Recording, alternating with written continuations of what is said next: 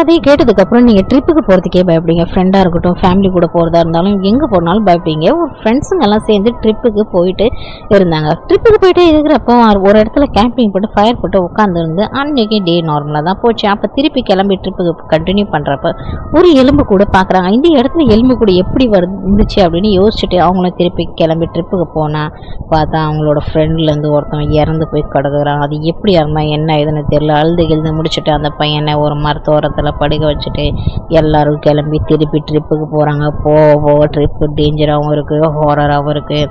அதுக்கப்புறம் பார்த்தா இன்னொரு ஃப்ரெண்டும் இறந்து போயிட்டான். அவன் எப்படி இறந்தா எல்லாரும் எப்படி ஒருத்தொருத்தவங்களாம் இறந்து போகிறாங்கன்னு யாருக்குமே தெரிய மாட்டேது.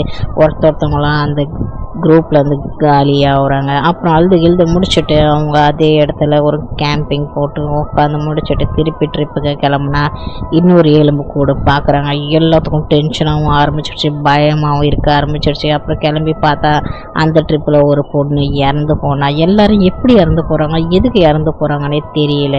அவளோட ஃப்ரெண்டை சமாதானம் பண்ணி ஜபர்தஸ்தியாக பிடிச்சி இழுத்துட்டு வந்து ஒரு இடத்துல உட்காந்து எல்லாரும் அழுது முடிச்சுட்டு ட்ரிப்புக்கு திருப்பி கிளம்புறாங்க. அதுக்கப்புறம் என்ன நடந்துச்சுன்னு தெரிஞ்சுக்கணுமாங்க. எல்லாம் சரி இந்த வீடியோவில் பார்க்கணுன்னு நினைக்கிறீங்களா? அதுக்கப்புறம் என்ன நடந்துச்சுன்னு தெரிஞ்சுக்கணுன்னா கீழே இருக்க லிங்கை கிளிக் பண்ணி பாருங்கள். இன்ட்ரெஸ்டிங்காகவும் இருக்கும், ஹாரராகவும் இருக்கும். அப்படியே என்னோட சேனல் லைக் அண்ட் சப்ஸ்கிரைப் பண்ணிவிடுங்க காய்ஸ்.